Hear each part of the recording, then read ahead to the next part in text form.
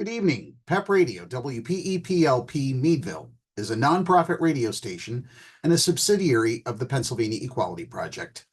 We rely on donations from generous listeners to keep playing music for the LGBTQIA+ and other marginalized communities across Pennsylvania.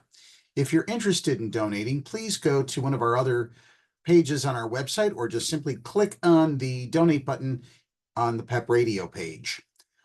You can also go to our Facebook posts regarding Crawford Gives Days.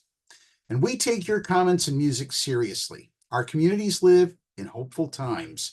And as a way of showing that optimism, we share with you some of the speeches this evening from the Democratic National Convention in Chicago. Before we continue, allow us this disclaimer. As a nonprofit radio station, we cannot legally endorse, support, or oppose candidates for public office. We take stands on the issues, not the candidates. We do our best to remain as objective as possible. Among the issues about which we are concerned are these.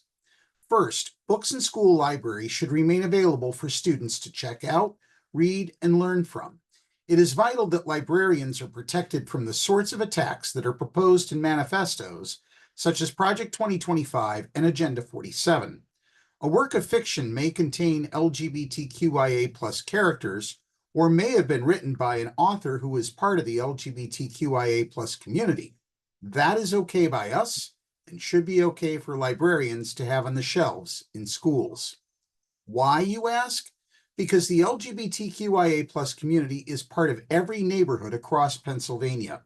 According to recent studies, about which we have reported on our newscasts, over 5 million households with children in the United States are led by people who are part of the community. Sometimes the children in those families are also part of the LGBTQIA+ community.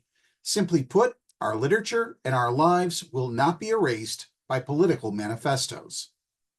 Another issue that concerns us deeply are provisions within Project 2025 and Agenda 47 that erase the lives of the transgender and non-binary communities. People who are transgender have to jump through numerous legal hoops to have an accurate representation on legal documents such as state-issued ID cards and birth certificates.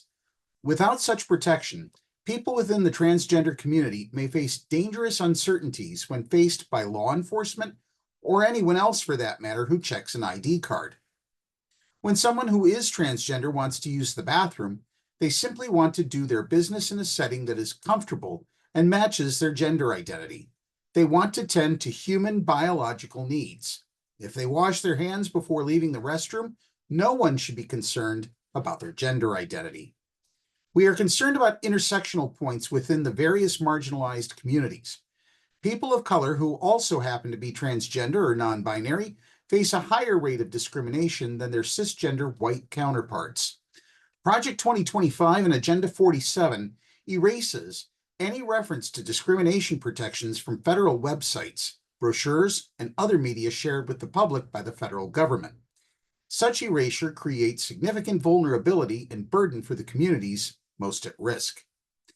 One person who understands these risks is Governor Josh Shapiro of Pennsylvania, and tonight's first speaker on our program. Here now is Governor Shapiro.